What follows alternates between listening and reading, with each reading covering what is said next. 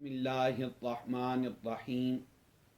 Corona virus जिसकी वजह से आज हमारा पूरा पाकिस्तान लॉकडाउन है, ये एक ऐसा मर्ज़ है कि नबी पाक सल्लल्लाहु अलैहि वसल्लम के दौर के अंदर जब कोड़ी का मर्ज़ फैला तो आपने क्या इरशाद फरमाया। अन अबी हुरैरा रज़ियल्लाहु तआला अन्न नबिय्या सल्लल्लाहु अलैहि वसल्लम क़ाल इत्तक़ुल मजज़ूमी कमा यत्तक़िल असद। इससे इस तरह बचो जिस तरह शेर से बचा जाता है। ये कोड़ी के मर्ज़ के मुतालिक था और अल्लामा आइनी रहमतुल्लाह ताला अलैह उम्दतुल कारी जिल्द 21 के अंदर इरशाद फरमाते हैं, यूँ तो बीमारियाँ मुतअद्दी नहीं होती, लेकिन बीमार के तंदुरुस्त के साथ इख्तिलात को ताद्दी मर्ज़ का ज़रिया बना दिया गया है। इसलिए मेरे आका करीम ने फरमाया, तुम अपने बीमार को सेहतमंद के पास जाने से रोको। हदीस का मफ़हूम कि बीमार सेहतमंद के पास ना जाए और सेहतमंद बीमार के पास ना जाए। इसलिए इसका मुकाबला फ़कत एहतियात ही से किया जा सकता है। लेकिन याद रखिए, अपने घर पर अपनी ज़िंदगी को अजीर न बनाएं, बल्कि आप अपने इस वक्त को यूँ इस्तेमाल में लाएं कि सुबह उठें और हो सके तो गुस्ल का एहतिमाम करें, नहीं तो वज़ू करें। वज़ू में मिसवाक शरीफ का इस्तेमाल करें। मेरे आका करीम ने इरशाद फरमाया, अगर मिसवाक का करना मेरी उम्मत पर दुश्वार न होता तो मैं मिसवाक के करने को फ़र्ज़ करार देता। फिर वज़ू करने के बाद नमाज की अदायगी और तिलावत कुरान, इससे रहमतों का नुज़ूल होगा। 2 पारे आप कोशिश करके कुरान शरीफ के पढ़ें। फिर इसके साथ साथ दुरूद शरीफ आप चहलकदमी करते जाएं और दुरूद शरीफ की कसरत करें। एक अच्छे सेहतमंद इंसान के लिए दिन में 7000 कदम चलना डॉक्टर्स की हदायत के मुताबिक ये बहुत ही मुफीद होता है। इसलिए आप दुरूद पढ़ते रहेंगे, चहलकदमी रखेंगे तो अल्लाह रब्बुल आलमीन आपको सेहत से भी नवाजेगा।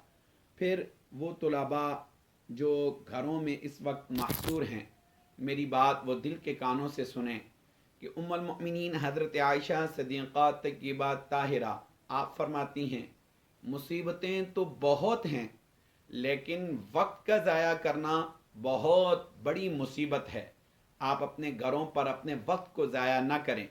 छोटे बच्चे हैं वो अपनी बुक्स का मुताला करें। 9-10 वाले हैं वो सबसे पहले सुबह उठकर इस्लामियात के चैप्टर को लें, मज़मून को लें, और जिस तरह सूरह अनफाल है, 10th वाले सूरह अहज़ाब है, इन सूरतों की तफसीर देखें पूरी तफसील के साथ, और उस पूरी तफसीर को देखने के बाद उसका पूरा नक्शा अपने जहन में महफूज करें और एक स्टोरी हो और हर आयत का शान नुज़ूल आपके इल्म में हो, इसका पस मंज़र क्या है आपको पता हो। जब एक स्टोरी की सूरत में आप उस सूरह मुबारका को अपने जहन में महफूज कर लें तो उसे फिर अपने अल्फाज के कालिब में ढाल कर बयान करें।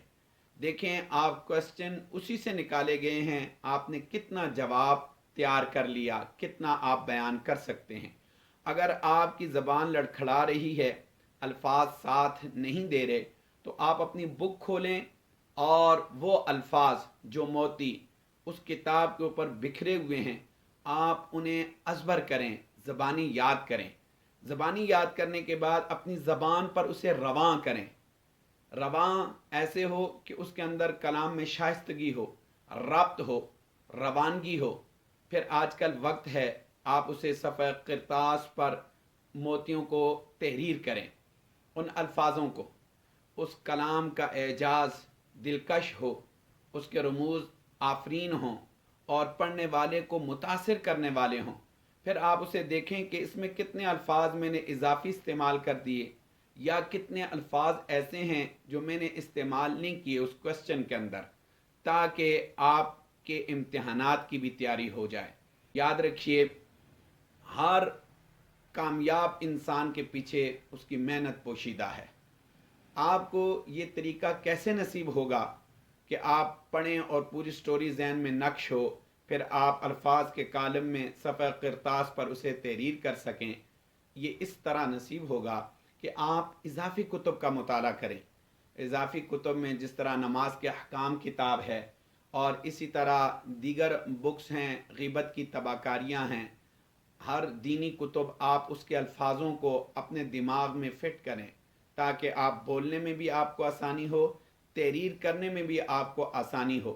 آج وقت ہے جب آپ تحریر کریں گے تو آپ کی رائٹنگ بھی اچھی ہوگی اور آپ کو تحریر کا سلیقہ بھی نصیب ہوگا۔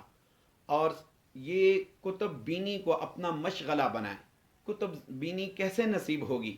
یاد رکھیے، جب انسان اپنے آپ سے کوسچن کرتا ہے، سوال کرنے کی عادت ڈالتا ہے، تو پھر اس کا دماغ جواب کو مستحضر کرنے کے لیے کتابوں کا مطالعہ کرتا ہے۔ آپ کا اگر ذوق نہیں بنتا کہ میں کتابیں پڑھنے کا دل نہیں کرتا، آپ اپنے آپ سے کوسچن کریں کہ میں مسلمان ہوں، کیا مجھے مسلمان کی تعریف آتی ہے؟ دوسرا کوسچن کریں، میں اللہ کو ایک مانتا ہوں، کیا میرے پاس اللہ کی توحید پر دلائل مستحضر ہیں ذہن میں؟ میں نبی کو آخری نبی مانتا ہوں، اس پر میرے پاس کیا دلائل ہیں؟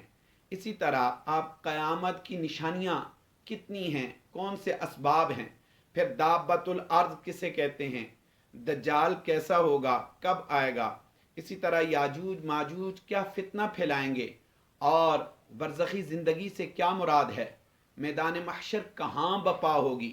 اس طرح کے کوسچن آپ اپنے آپ سے کریں۔ جب آپ کو جواب نہیں آتا ہوگا تو آپ کا ذہن بنے گا کتابوں کا، سوچ کا ایک ملکہ پیدا ہوگا۔ علامہ اقبال رحمۃ اللہ تعالی علیہ، آپ نے ہمیشہ اپنی سوچ کو اپنے اشعار کی صورت میں بیان کیا ہے۔ ایک مقام پر جب فرنگی لوگوں نے ایک مجلس قائم کی اور اس میں اشعار بیان کیے، طرح طرح کی فصاحت و بلاغت سے لبریز اپنے حسیناؤں کا وہ ذکر کر رہے تھے، تو علامہ اقبال نے وہاں پر ایک شعر بولا۔ آپ نے فرمایا، خیرہ نہ کر سکا مجھے جلوہ دانش فرنگ۔ خیرہ کا معنی ہوتا ہے بے حیا نہ کر سکا مجھے جلوہ دانش فرنگ، سرما ہے میری آنکھ کا خاک مدینہ و نجف۔ تو ایک بہت اہم بات یہ ہے جو نبی پاک صلی اللہ علیہ وسلم نے ارشاد فرمائی۔ آپ نے ارشاد فرمایا، جب بے حیائی اپنے عروج کو پہنچے، لوگ فحاشی و عریانی میں مبتلا ہوں، تو پھر اللہ رب العالمین طرح طرح کی بیماریوں کو پیدا فرماتا ہے، طرح طرح کی بیماریاں آتی ہیں۔ اس لیے اجتماعی توبہ کی ضرورت ہے، اور زیادہ سے زیادہ صدقہ و خیرات اپنے ہمسایوں میں تقسیم کرنے کی ضرورت ہے، اور اللہ کے حضور گڑ گڑانے کا وقت ہے۔ حضرت علی شیر خدا کرم اللہ وجہ الکریم فرماتے ہیں، جب تم پر کوئی مصیبت آئے تو دیکھو، اپنے ضمیر کو ملامت کرو کہ اب مصیبت آنے کے بعد تم اللہ کے قریب ہو۔ اگر اللہ کے قریب ہو تو یہ مصیبت تمہارے لیے آزمائش ہے، اور اگر اس مصیبت کے آنے کے بعد تم اللہ سے دور ہو رہے ہو تو یہ آزمائش نہیں، تم پر عذاب ہے۔ ہم اپنے آپ کو، اپنے ضمیر کو جھنجھوڑتے ہوئے اس سے یہ تقاضا کریں کہ آیا اس آزمائش کے بعد ہم گھر پر قرآن پاک کی تلاوت کرتے ہیں؟ کیا گھر پر نماز کا اہتمام کرتے ہیں؟ کیا ہمیں اللہ کا خوف ہمارے قلب میں بیدار ہوا ہے؟ اور اسی طرح کشمیر کے مسلمان جو محصور رہے ہیں، ہمیں جوں تک نہیں رہتی تھی وہ محصور رہے، ہم نے ان کے لیے صمیم قلب سے دعا کی ہے۔ اللہ رب العالمین سے دعا ہے کہ خداوند عالم جو یہ وقت ملا ہے اسے آخرت کی تیاری کے لیے صرف کرنے کا جذبہ نصیب فرمائے۔ وآخر دعوانا ان الحمد للہ رب العالمین۔